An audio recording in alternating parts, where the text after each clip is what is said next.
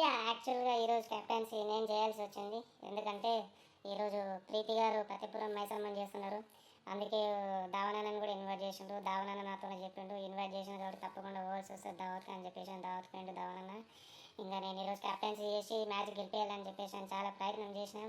కాకపోతే మా ప్లేయర్లు ధ్యాస అంతా ఎప్పుడైనా పబ్బులు పార్టీల మీద ఉంటుంది. ఈ మధ్య మ్యాచ్ ప్రాక్టీస్ చేయడం కూడా చాలా గగనం అయిపోయింది. ఇంకా రాజస్థాన్ రాయల్స్ వారు అయితే మీకు మనం చూస్తూనే ఉన్నాం. వాళ్ళు బ్యాటింగ్ బౌలింగ్లు అన్ని విభాగాలల్లో మంచిగా ఆడుతున్నారు. కప్పు కొట్టడానికి వాళ్ళు అర్హులు. మేము కూడా ఈసారి కప్పు కొట్టాలని చెప్పి గట్టిగా ప్రయత్నం చేస్తున్నాం.